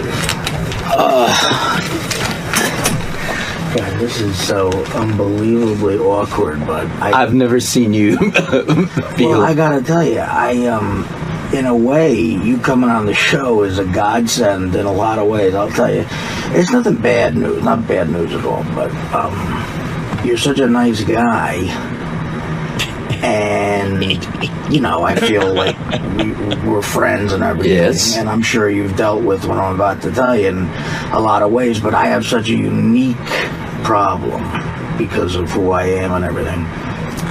How you doing today? I'm here. That's a good starter. First time it's serious, right? Yeah, this is my first time. It's been a while since my it's God, been look on. at these. The famous cupcakes. They're famous, but Take one if you want. They're maybe good. a little too famous for me. I think they're too They're famous. excellent. I think they're just too damn famous for me. Wow, this is cool. So No, I haven't excited been to be here? Yeah, I haven't been here. You know, I haven't been down to this location. I haven't even been on Howard's show. It's been a while, Except right? for on the phone. Yeah. So right in here. Yeah? I go in here? Is this my spot? Yes, it is. Okay. So what are we talking about today? Your new movie? My new movie, yeah, Angels and Demons. I hope.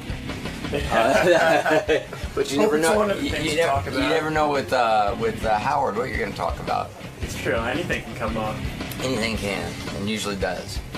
But yeah, Angels and Demons, which opens. Today's Wednesday. Yes, it is. Friday. It opens Friday. So that'll be great. All right. So hang tight, and we'll see you in a little bit. You bet. You bet. Ron Howard is one of the most successful directors in America. He's probably the top, I don't know, who are the top 5 directors? Let's ask Ron. Ron, are you the top 5 directors in America? I mean, if we're going to really think about it, I think you are, right? Well, who's better than you? There's some pretty good people out there. making good movies all the time. I'm good. How are you? Nice to see you. Good, thanks. This is my spot? Yeah, take a seat anywhere you want. Great. Not too many strippers have sat there recently. Don't worry about it. You'll be fine. You're wearing jeans. It's fine. How are you? I'm good. I'm good. You? You nervous with this movie coming out? Angels and Demons? I'm kind of excited. You are? Well, you know, the 𝗦𝗵cie Code showed that there's a big audience for, you know, Tom Hanks playing this kind of a character. By the way, I made a mistake. 𝗦𝗵cie Code worldwide made $780 million. 760. And we were just trying to figure out what your take is on that. That's got to be 10%, right? So I'm really excited about the movie because he's going to make another big payday. Do you get $76 million for that? I mean, I would think that would be fair that you would get. I think it would be fair too. You don't think? But they don't give you that? No, it doesn't, because that's the gross. Right. And then but your deal is off the gross. And then there's that's the gross what the theaters bring in. It's about, you know, slightly less than half that is what the studios get. That's true. Right. Which is probably why you were reducing it. Your business savvy was kicking in. That's why you cut it in half. Aren't you disgusted that the theater? Let's say you go off and you make a movie for 2 years and you're thinking about this thing and you could make a lot of you have to choose your movie. Right. The theater gets 50% of every dollar. Does that bother you at all? No.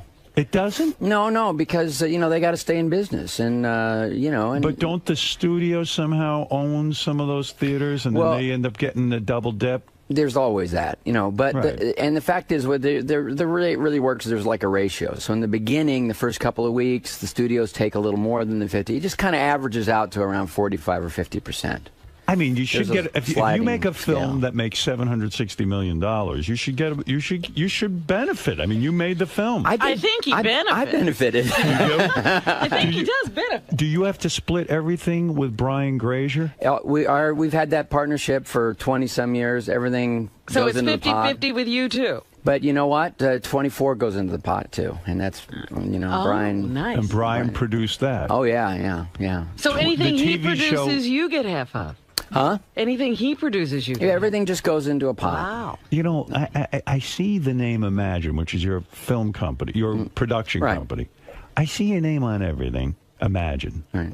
I can't imagine how you guys can be that involved in all of these projects. What do? You farm them out to people? I mean, you can't be that involved in everything. Well,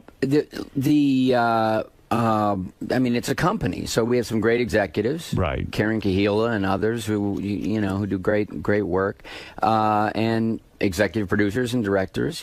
Has Imagine had any failures that I don't know about? I mean, it seems like everything's a winner with you. Well, let's keep it like that. Let's not there failures? Of course, we have disappointments. What is your greatest disappointment?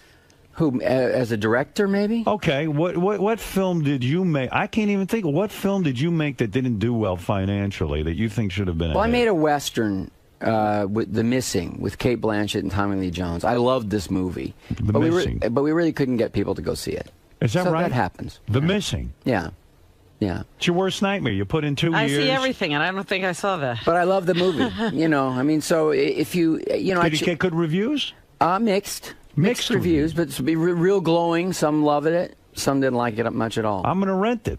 It's good. I will watch it. I personally am really proud of it. I missed that one. I really did. I mean, I see pretty much everything you do. Well, we talked about Frost Nixon. You could. I love Frost Nixon. Yeah. But are there any that were personal disappointments that you thought, all right, you go into every concept, of course, with great expectations, you didn't like the final result, that you didn't? There's, there are always elements of everything that you wish you had another chance to do, and so forth. But I sort of quit talking about it because one time somebody said, "Well, what's your least favorite movie?" And I was talking, and it's a bunch of kids. It was high school students at a class, and I'm talking to them very frankly, very honestly, and I told them, and the look of disappointment because that was their favorite. So once I make them, it's not really up to me. It's people like the ones they like. You sit and watch these films ever? Do you ever see? Go back and see them again? Yeah. I don't, unless I have to do a DVD 20th anniversary commentary, which I've been around long enough that that's starting to come up. Right, and also you were honored recently. I have the DVD. I haven't watched it yet. It was like a whole commemoration of your career and all the films you've made. Right? It was a whole. I didn't see that, but I know about it. Why wouldn't you go back and watch these films? Well, I'd be proud of them. I am proud of them. If I bump into them or something, and I watch a few scenes, but I saw them a lot. When we made them. But when you, let's say you're laying in bed and you watch TV and Splash comes on or something. If I catch it in the middle, I'll watch a few scenes. When I did the we did a commentary for that a while back. I was really proud of it. I thought it worked great. We did a Parenthood one. Now there's going to be a new television series based on Parenthood. Oh, no kidding. Yeah. Ka-ching. Well, thank you. Wow. It's the same guy who created Friday Night Lights as a movie. I mean, as a television show for us.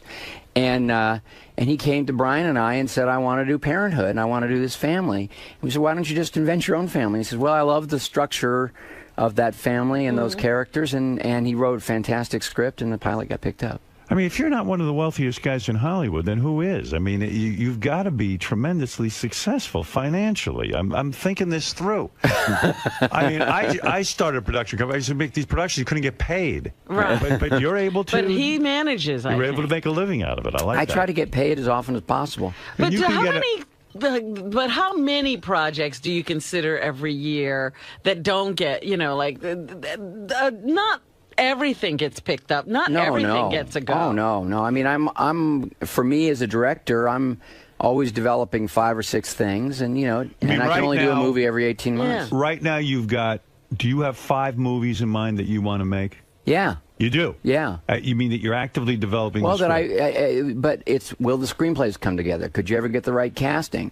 So it's one thing to have an idea that you're passionate about, but then it's another thing to get it to the next level where you think, we can really make a movie that's, going to mean something. Why have you avoided making a superhero film? You've gone out of your way not to do Spider-Man. You could have been directing. By the way, I know I said that in an interview a long time ago. I mean, this is not the recent iteration with Sam. Batman, Raimi. Spider-Man, and Harry Potter. Even you turned down. Yeah, well, I did. Yeah. Were you regretting any of that? No, because I didn't think I'm not a comic book guy. You're not. I did as a kid. I wasn't reading them. I'm not crazy. So in other words, you had a life to make those movies. Actually, we saw his life. I was working. I was a little busy working. We saw his life. I was obsessed with comic books as a kid, but then again, you as a kid, I mean, you were doing some cool stuff. You were on TV. I was on TV. But the thing is, if you're going to do those movies, you can't be cynical about them, and you can't manufacture them. Right. I think you got to love what you're doing, and that's and I've been fortunate. The movies that I make, the whole array of them, whether it's comedies or How the Grinch, a fantasy like How the Grinch Stole Christmas, Angels and Demons. These are ideas that fascinate me. Did you see Spider-Man? Oh yeah. Did you like it? I liked it very much, and of course my daughter Bryce was in the third one.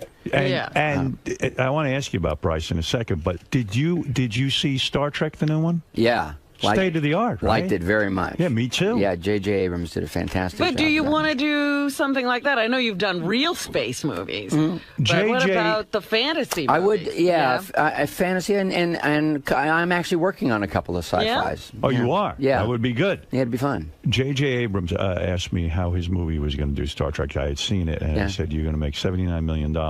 And he said, if I get $79 million, I will give you a blowjob, he told me. And we haven't seen him since. Turns out he's a bullshitter. I can't get a hold of him. He's one of them Hollywood bullshitters. Empty promises. Are people in Hollywood bullshitters? I mean, really, Ron? Are they? I think when it comes to blowjobs, just pretty much all the time. You promise blowjobs and not giving them? Tease. But I'm waiting for it. And I don't. Since he's blowing me, I don't think that's gay. For me, I mean, for him it is. But who knows? I don't know. You figure it out. 79 million. There's no gay, straight. It's all the same. Everybody's having fun. But everybody understands. No, but, but there are people you've worked with that are horror scenes, right? You've worked on movies that you've absolutely hated working. I think you once said that Val Kilmer was a nightmare to work with. He was pretty erratic. He had nightmarish days. Yeah, there were nightmarish days, and then there were great days because he's talented, you know. But you know, for an actor to dick around with you is so stupid, because here you are successful. You might use them in every single movie. That's right. You might make another movie. What kind of jackass? You know, I'll tell you piss something. you off? I don't want to, you know. Val Kilmer. Right. Well, later I worked with him again on something. But you did? Yeah. But the thing is, Yeah, Val built a deck at Ron's house. He's his carpenter. And he had some real nightmare days. and he later did he played Jim Morrison. He did The Doors, which is an imagined movie, you know. Yeah, right. And look, because I started off as an actor. Right. I understand. You understand these crackpots? I understand. It's a very emotional MP was a real job. asshole. And that Barney, oh my God. There were moments. I'll be honest. There were moments. So, you know, I'm sympathetic to all that. And at a certain point, if somebody's, making it difficult, I acknowledge that too and try to work through it. But I cast them for a reason, and it's because I want what they can do when the cameras are rolling. And it doesn't matter much, but how Tom I feel Hanks about it. doesn't give you any trouble. Oh, well, Hanks is kind of he's a so dream. easy. You see, I might use him in my film. Tom is unbelievable, and he's great got actor. complete integrity about what he does. He shows up on the set. He knows his lines. More than that, I mean, it's first of all, it starts with a script, not in some sort of bullying superstar way. He's a great writer himself. He contributes. And he leads by example. Like if you're working out there, we were working in Rome. We were working in Rome. How long do you spend on Angels and Demons? I'm not talking about developing. I mean, how long do you spend shooting this thing? I guess about 4 months. 4 months. 80-some shooting days. Okay. And so we were filming high pressure in Rome. Right. We started the movie in Rome. Right. And we only had limited amount because it's the summertime. It's tourist season. The Vatican is not thrilled we're there anyway. Vatican doesn't like you. They feel you're anti-Catholic. Right. So why though? I don't get it. You never read the books. Yeah, but why is Ron anti-Catholic? Because he's making the movies. Apparently that's. You know, if you give the Vatican $10 million, they'll look the other way. Right. Where were you when I was trying to figure this movie out? In Jersey. He was in jail. That's right. You'd have to bail him out to get his. I had to bribe a priest. Sir, explain it to the controversy to me with this movie. Why are well, it's turning out to be not so controversial now that some members of the church have actually started seeing it. We actually got a review from a Catholic publication that said, "Hey, it's fun, it's smart, and it does no damage to the church." 2 nuns. I don't know. It's I don't know, the Ebert and Roper of Nun League or something. I don't know. Reviewed it, and they said it was really great. They really enjoyed it. They weren't threatened by it. I don't know if you heard, but they've been defrocked. They had one criticism for me, about like just the way I shot one of the action scenes. So everybody's a critic. The right? action scene. The nuns were like, the car chase wasn't believable. We had to hold it back for PG-13, and so they didn't like that. So you're excited about this, but nervous. And is there a competition in the family? Your daughter is starring in Terminator. Well, it doesn't come out for another week. All right, so you're not the same weekend. No, not the same weekend. No, but are you rooting for her? Of course, you are. Of course. But is there a competition in a sense? You think he would want to demolish his daughter's film? Yes, it's Hollywood. I mean, let me ask you something. This is a tough question. This is very Sophie's choice. Okay. If you could wish that your film makes over $100 million, right, and is a huge success, right, but that would mean your daughter's film has to bomb. Bomb. Wow. What would you take? Yours has to bomb, and her film is great. Who would you choose? You got me. Be honest. I wasn't expecting it. What time is it? You want your film to succeed over hers. Of course. Well, I have a profit participation, and she doesn't. So in the global scheme of things, it's good for the family. Are you surprised your daughter's career is doing so well? She worked so hard at it, and could have been great as a kid, but I never would let her. And I have another daughter who's just left NYU, Paige, who had a cool part in Tisch. Adventureland. She went to Tisch? Yeah. Why wouldn't you let your daughter act when she was a kid? Well, what's wrong with that? It's real. You know what? I was lucky. My dad was is still. Matter of fact, he's in Angels and Demons. He plays one of the Cardinals in Angels and Demons. It's very cool. He really was, because he's a freelance actor. He had a lot of time. Two things: he had free time when he wasn't working, and B, he really knew the ropes. And he was a great supervisor to have around the set. He was a great safety net. And Cheryl and I were not feeling like we were willing to dedicate that kind of time. Plus, look, the whole, following in the footsteps of Dad, who happened to have been in two, iconographic shows that were, with Opie and Richie and all that. Very hard for a kid to shouldn't have to compete with that. I agree. And last but not least, most kids don't really make the transition from childhood into adult. So if you're really serious about it as a lifetime, a beaver. Yes. You want to start, go to school, immerse yourself in it, and then make a career out of it as an adult. Yeah. Well, do you think that you're angry with your father for putting you in the business at a young age? I'm so grateful. You are grateful beyond words, but because it worked out. I love it. He was running around shooting movies at home. But hold on anyway. a second. I always loved it. Wait a second. Right. All right. Dr. Stern. Let me lie down here. Go lay down. I don't believe what you're saying. I think he's saying that publicly. Okay. What do you think he's doing at home? I think at home he's on a psychiatrist couch and saying, my father, instead of being a father and protecting me, put me in that horrible business. That's what I think. It worked out so well for me. You are so turned off to parents who put their kids in acting. You probably don't even like when you have to work with kids on the set and you see these yentas who put their kids in these movies. Some are great and some aren't. Some are great and some aren't. But I tell you what, it's a lot of work, and you better be responsible about it. And here's what my dad did that was great, and my mom. I never felt that. But why did they need to do it? Why did they need to put you in TV and Andy Griffith? Did they need it for their ego? Did they want you to support the family? How did it happen? Did somebody see you, or did they actually send you out on auditions? The way it happened was I started working really young. Like at 4 when we were living in New York. So they took you to places. Yeah. See? And well, the way it really started was that my dad was directing summer stock, and I started picking up on the dialogue that the actors were doing because they had no babysitter, and I was hanging around watching. Everybody thought that was adorable, and so I was doing these scenes. And my dad and I would do these scenes for friends or whatever coming around, and I was pretty good.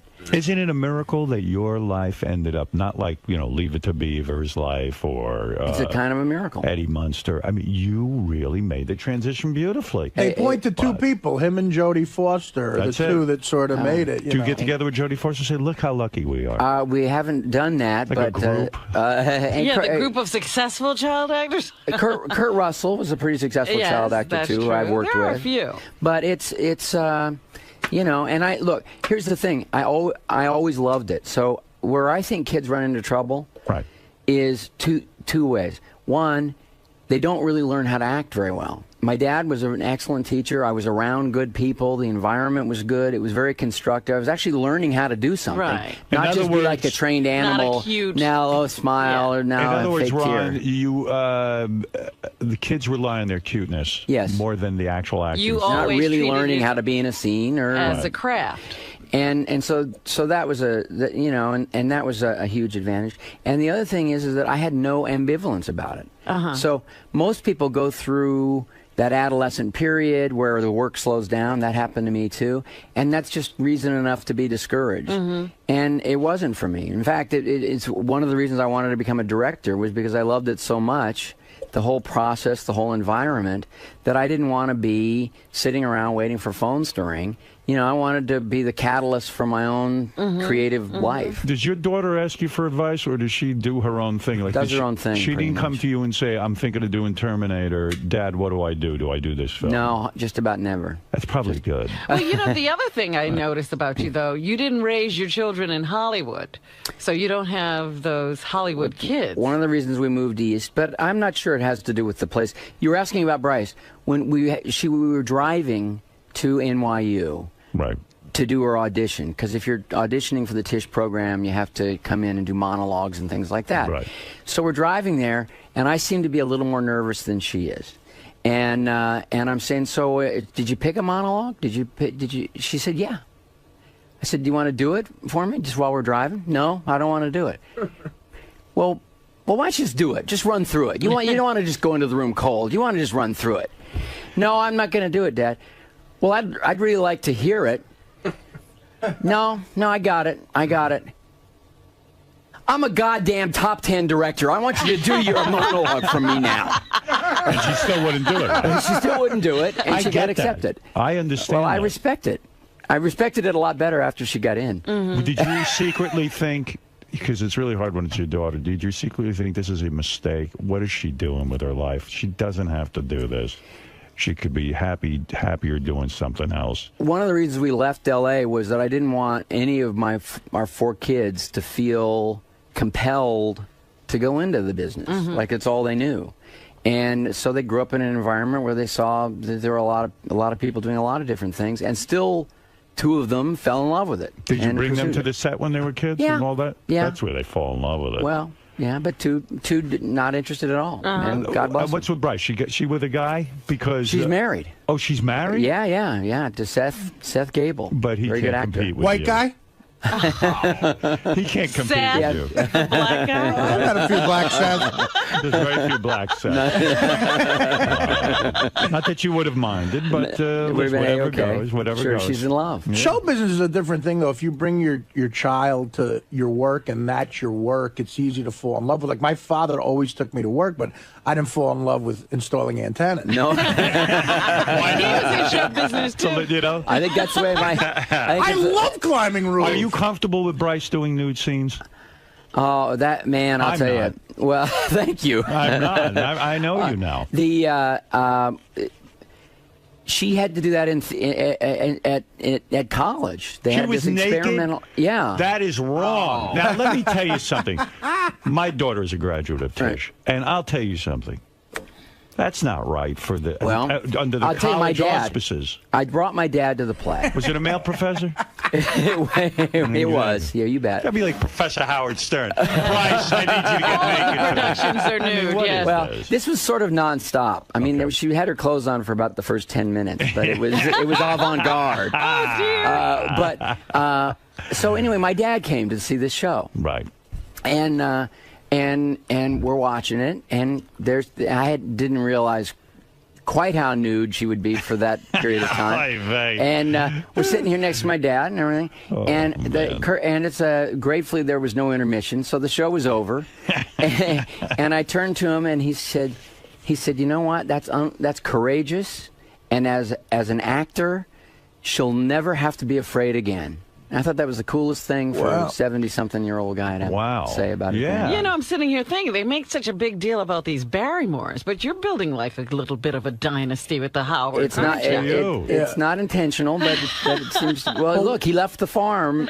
He by the way, he didn't like farming any more than he liked antennas. That's right. But you know, watching your daughter nude in a play, to me, the only thing more awkward, and I've done this, would be being at a bachelor party and watching the groom get a blowjob next to the father of the bride. Oh yeah. Yeah, that might be more awkward. Yeah. Well, there were moments where like things are a little tense. There was like a little bit of fake stage violence there with a guy kind of dominating her, her and stuff. And it was. I had an impulse to like beat the shit out charge the stage. Try to tackle that son of a bitch. I would imagine it'd be very hard for a kid to have a father like Ron Howard. Sure. And then you want to go into acting. I mean, I would just think it's crazy. And then you think about all the people in your life too, whom you must feel the ugly green jealousy on your back when you think 𝗛𝗵ci's probably staring at you. I don't know that. 𝗦𝗵cie. Well, in 𝗛𝗵ci's reality show, did you see that part of? I don't know if Ron ever saw Scott Baio's reality show. Scott I never Baio did. No, I heard about it. I can't believe you're not obsessed with seeing it. Ron's brother, Clint Howard, is in a scene. They see each other. Right. And Scott goes to Clint Howard, and this had to be awkward for your brother, but Scott says to him, I've been trying to get in one of your brother's movies for years. Oh, no. I mean, that is like, what does Clint say to that? All right, let me make a call. When you are casting a new movie, do you hear from these characters, this leech, all these guys, they want to leech onto you? No. Andy Griffith. Major pain in the ass. No one in Hollywood is a major pain. There's no way Donnie Most or Anson Williams has your number. I talk to those guys all the time. That's good. That's good. Yeah. You really do? Oh, yeah. I believe it. He's clearly like... Ron, how are you going to get rid of these guys? It would be in the tabloids if he didn't take their calls. I know. You know what, Ron? I'll tell you how I got rid of my buddies Anthony and Vinny. You know where Ron talks to them? In court. He's got a restraining order. I'll see you guys next month when I renew this. What do you mean? I mean, they're friends. They're great friends. You still friends with Mel Gibson? Is it hard to maintain a friendship with him after he goes through a controversy? I haven't talked to him in ages, but he's kind of dropped him. He's. I knew it. I really, he's kind of he's kind of not around L.A. He's not around New York, and but he's ruined himself. He had a perfect. Oh, I don't think so. He had a perfect. Come on. Well, let's stop the Hollywood bullshit. The guy. The next time he stars in a movie, people are going to want to see him because he's a good actor. He's a charismatic guy. He's a great director. Miss California. Are you really going to listen to what he has to say about people and religion? Forget that. I'm just saying that he had everything going for him. Sure. Great director. I love his films. Yeah. And all he had to do was keep his mouth shut. And then the Jew incident. Yeah.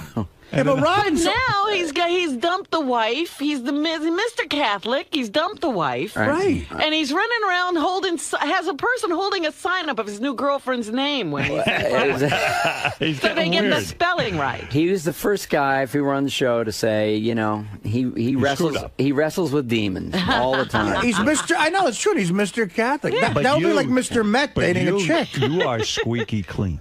You got to be one of the smartest guys in Hollywood. You don't screw around. Right. We never get to hear these chicks you're banging. Right. You keep it on the QT. How do you do that? How do you keep it so quiet? How do you have sex with these actresses and it never ever comes out in the press? Keep it so What I want to know Talk from Ron about is that for a second, and then we'll get back to and how do you get heroin secretly? Yeah, how do you score heroin and no one knows?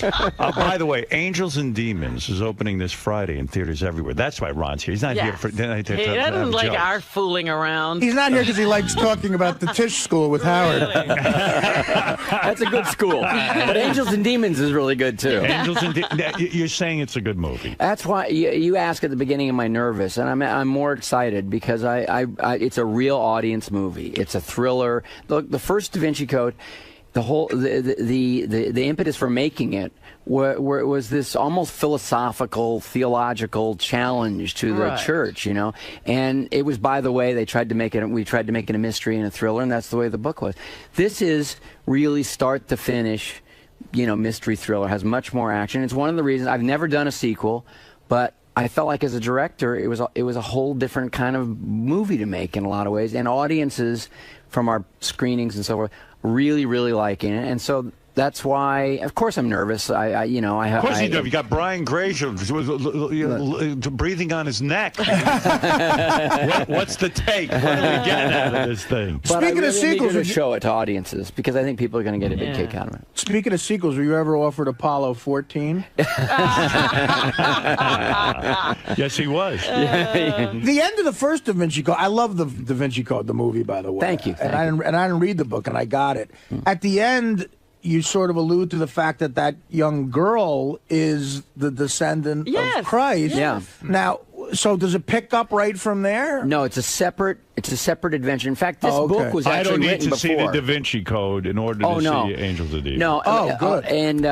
But I think it definitely benefited us to make it a follow-up, even though the Angels and Demons as a novel was actually published first, but it's a more intense story, it's more violent, And I think the fact that Langdon's already been through the one adventure and now is kind of going deeper into this world of, here's all that can happen surrounding these sort of mysteries. In light of Star Trek's success, are you sorry you didn't put Kirk or Leonard Nimoy in the movie? Yeah, because Leonard Nimoy actually seems to be the one you need to get. Out of nowhere, Spock shows up. To me, I would do that if I was a director. I would just throw these guys in it just for the hell of it. What do you want, Gary? I got a question, man. Go ahead. Really? Yeah, You're going to interrupt my fantastic interview with a potentially disastrous question? By the way, didn't Tom Hanks...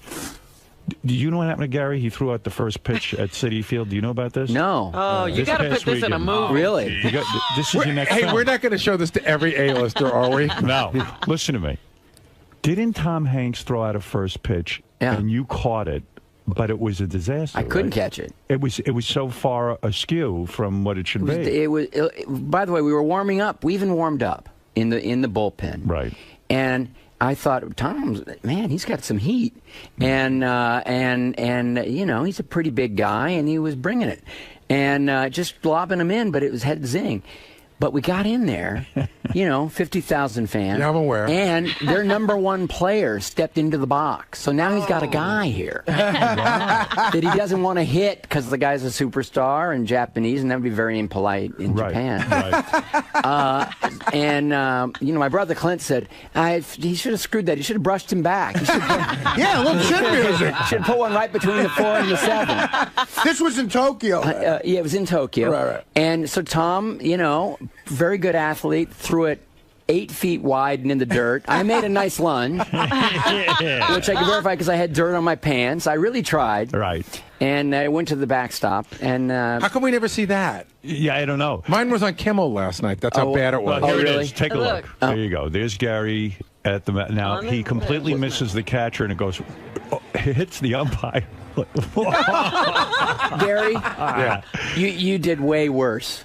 Worse than Tom Hanks. If I could say, because he wasn't girlish when he threw it. Yes, I know. That's the point. You got to just whip it. You got to whip it. It didn't lob up and over to the right. I got it. Gary, you were such pain in your face. I know. Ron Howard says how girlish you throw. Unbelievable. Can I ask Ron the question I came in to ask? The question is now changed. No. Hateful. I heard that when you were making the Grinch that Jim Carrey was complaining about the outfit. Yeah. And somebody said that you put the full outfit on one day. It came in to show him that it wasn't so bad. Well, it wasn't that. I had always told him that out of sympathy, someday I'll wear it. Because he would say, man, this is brutal. But by the way, to Jim's credit, I got to say, early on, I said, should we adjust it? Should we simplify this thing? Because, I don't want this to be a nightmare. And he said, no, this is the look. This is what we got to go for. So he toughed it out, but he was miserable. And so one day, as a surprise, just to kind of boost him at about the halfway point when things were getting pretty low, I showed up in the outfit. Well, that's pretty cool. It was fun. Oh, that's cool. It was fun. You brought up your brother. Is it hard for your brother to have you in the same business as him and you be so super successful? I mean, do you guys sit down and work that out, and you ever say to him, listen, Clint, this has got to be awkward. Right. Because I'm so goddamn successful. There's not so many people who are so successful like you. He has a theory. Go ahead. We're very close. Right. Really close. I love working with him. He live near you? Do you guys that close? He lives in the house. No. He lives in the house? No. I didn't know that. No, he lives near my. He lives in L.A. still. Right. He's in the Cato Kalin track. Yeah, but he's got a great life. Right. And he loves what he's doing, and he looks at the way I work, and he says, I don't want to work like you. Right. And are you a workaholic? Probably. So he's lazy on top of it. Oh, Jesus. Is that what you're saying? He's got a great life. I sort of wish I had his peace of mind in a lot of ways. Do you get to see your wife every night? Or are you one of these guys much, yeah. who casts his wife aside and doesn't really... Do you know your wife anymore? She's not cast assideable. She is not. No, she's fantastic. Well, look, we met in high school. We're going to be. What year is this? That's it'll be 34 years this June. Wow! Congratulations! I mean, that is a major success story. And you still enjoy banging her, and you still enjoy the sex, right? I think on the phone last time, I we got into this a little. I said that I was having sex while I was doing the interview. That's a pro. That is a pro. Well, it was actually that was a joke. Actually, your wife must be a spectacular person. She's a great person. She can hold your attention. I mean, you work with these beautiful actresses. I mean, it's one after another. She's you know you could be getting laid 99% of the time. She's it wouldn't be the same. She's fantastic. The lovemaking is still as good. That's great. Well, I mean, yeah. And she still gets as excited over you. Or she's a better actress than we all. He's got to have willpower. Like Ron is the kind of powerful guy to where it's like I remember talking to Norm about this. If you're going to send Norm Macdonald, if you're going to send a woman out, if you're going to send a woman out to Hollywood, yes, who's a friend of yours, the best advice to give him is, look, if you're going to be a whore, be a smart whore. Right. Like, if you go on a movie set, know who to fuck. Don't fuck one of the actors. Yeah. Don't fuck a writer ever. Right. Ron's the guy you fuck. Like, Ron is the guy you Do actresses throw themselves at you? I mean, you're a handsome guy. I mean, you're a nice looking guy. No, in fact, I think I get along really well with all the actresses because they're just, Do you fantasize about them at all? I mean, it would be natural to fantasize. They say directors fall in love with their leading ladies. I mean, they have to a certain degree. Yeah, yeah. So is it discipline, or is it just that your marriage really is that great? My marriage really is that great, and I also I wouldn't want to blow it. I wouldn't want to. You wouldn't want to give up what you have. I wouldn't want to give up what I have for a second. And prenuptial agreement? Not back then. I mean. No. Where'd you meet her? Was it high school? High school. John Burroughs High School. No kidding. Yeah. Miss McBride's English class. Did you get laid a lot during the Happy Days years, or was it just strictly your we were wife? already together. This is unbelievable. He's going to get very upset now. So you really were, you weren't Fonzie. Yes, because you didn't take advantage of all your fame. I mean, do you fantasize about what it could have been like if you hadn't got, I mean, the endless parade. It must be amazing. Who was getting laid on that set? Tom Bosley? Really? Sometimes I fantasize I'm you and what I could have had. You know what I don't get about Ron, though? What? Why lead such a wonderful, because I'm a Roman Catholic. Right. Why lead such a wonderful, sinless life and then make these movies and go to hell? To blow it on a movie. Now listen, the movie is called Angels and Demons. Right. You know that Ron's a good director, so you should just go based on that. I mean, has he ever let you down? A Beautiful Mind. A Beautiful Mind. Best movies ever. Thank you. Yeah, that's unbelievable. That's some movie. Yeah. What's with that maniac, Russell Crowe? What's he up to? He wasn't throwing phones. He's doing Robin Hood right now. Is he doing with Robin Ridley Scott for our company, for Imagine? Brian's producing. No kidding. Yeah, he looks fantastic. It's so cool. I mean, it's like the Gladiator version of Robin Hood, because with Ridley Scott, they're not making it whimsical, or it's tough out there. I would go see that. It's really a good script. They're actually acting like there were no conveniences back then. It's a really good script. And his accent's better than Costner's? Yeah, it's fantastic. I'm telling you, it's going to be great. I would hope. Have you ever had the experience, though, of working with an actor who had a difficulty, a real problem, and you really had to work with them, or, I mean, either a substance abuse problem, or, No, I've never had that. Never had that. I mean, I've had people probably who did, but they were functional while I was dealing with them, So yeah, I'm functional. Are you good? He works. First of all, he's working with the top, the creme de la creme. He doesn't have to work with these crappy guys. Sometimes, I mean, even a Robert Downey Jr. has had his problems. Yeah, but he's so great. No, I've never had anybody who, seemed to be losing it in that way. Or maybe a couple of secondary characters where you sort of knew. Do you think at this point you could put out a movie with an unknown actor? Because most of your movies, you have a guy like Tom Hanks, or you have Russell Crowe. Because they're bankable. In other words, you know that if they're in the movie, you got a better shot at getting an audience in there. Would you ever go back to taking a chance with somebody who doesn't have any kind of... Well, yes, I would.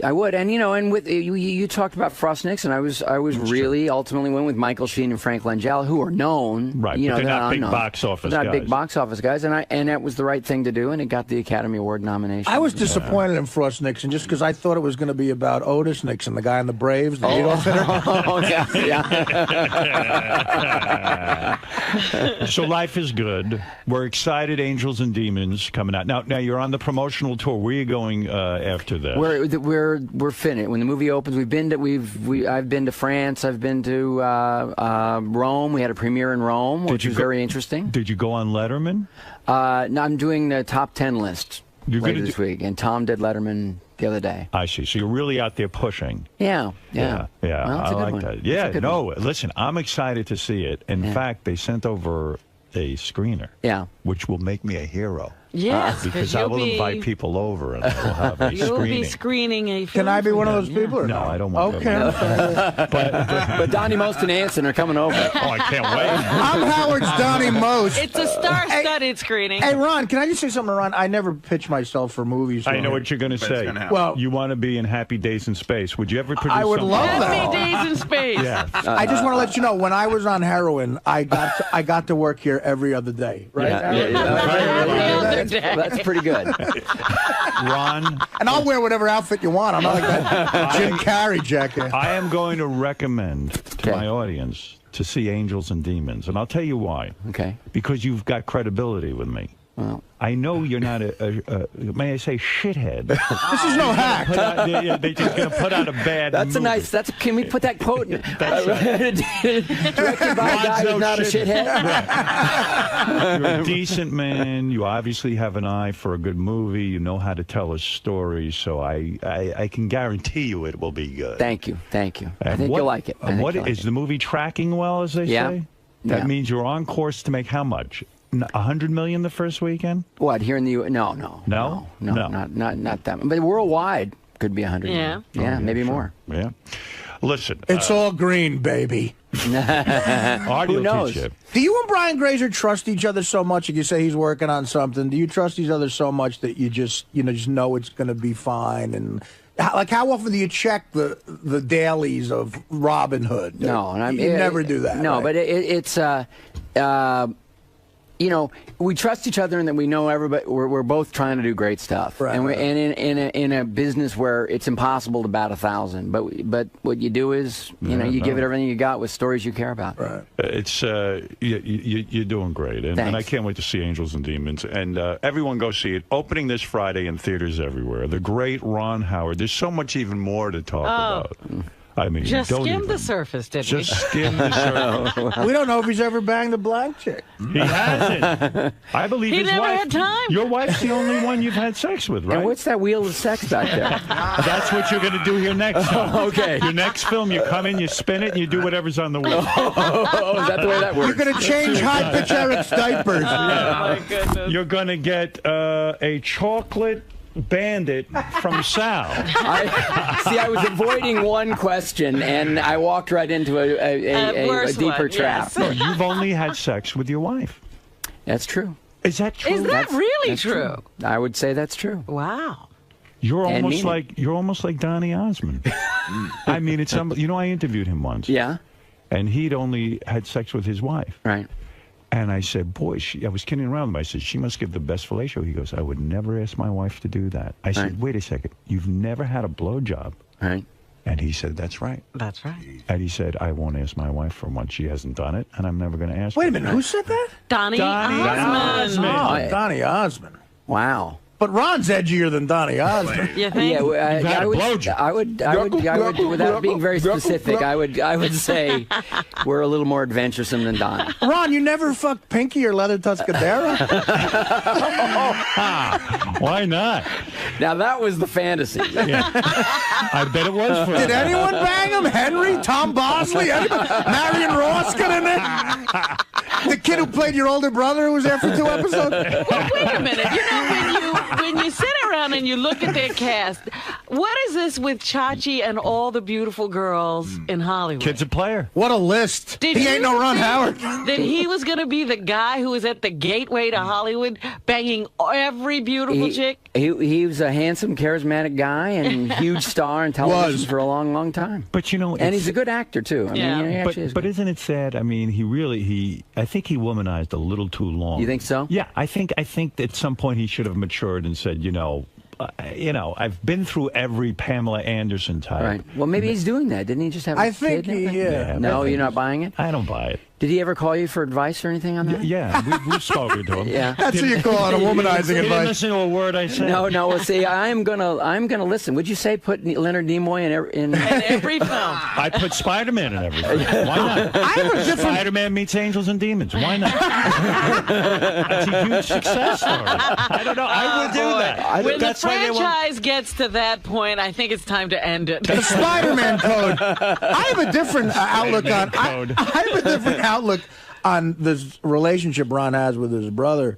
To me, if I were Ron, I'd be incredibly jealous of Clint because he's in one of the best episodes of The Odd Couple ever. Yeah, he's done some good stuff. Right. Yeah, I mean, he's a good actor. So to sum up, really, it is amazing that a guy in Hollywood who's attractive and wealthy and this and that has only had sex with his wife for his entire life. It's quite remarkable. It's pretty remarkable. Who's the attractive guy? It's a real. I'm sorry. I thought you wanted to work with You're this not guy. attracted to Ron? This guy, Ron Redford over here? Are you kidding me? Oh, you know what I mean. I mean there's a certain beauty to that. Well, I think so, and I'm And a certain grateful sadness. for it. I'm not sure. In Jersey, it's an incredible sadness. Listen, you have a story to tell. Anybody you haven't worked with that you want to? So many. Really? You're not going to name a name? Well, Howard Stern. Hey, you were good in your movie. I did a good job. I went there not expecting much, and you were very, very good. I showed sensitivity. Yeah. I was. You want to know something? I did win the Blockbuster Award for Best Newcomer. Yeah.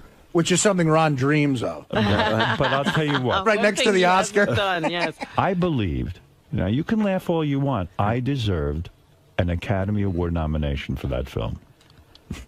All right. So anyway, let's see. Isn't it true that You said I could laugh all I want. Ron to respond. Isn't it true that Bryce's monologue was Howard talking to Pig Virus? That's true. That's how she got into Tish. But she did it nude, which is brilliant. That's where I first saw '𝗙𝗍𝗍, who I then worked with on Cinderella Man. As a matter and of he's fact, great. yeah. I mean, I remember when we were testing for that part. We auditioned 𝗙𝗍𝗍 3 times. We weren't even sure, but Betty Thomas, the director, said, this guy's got something. And then when I started working with him, my agent said to me, this guy's going to be the biggest star ever. He's terrific. He's great. He's great. He's terrific. All right, look, enough about me. We could brag about my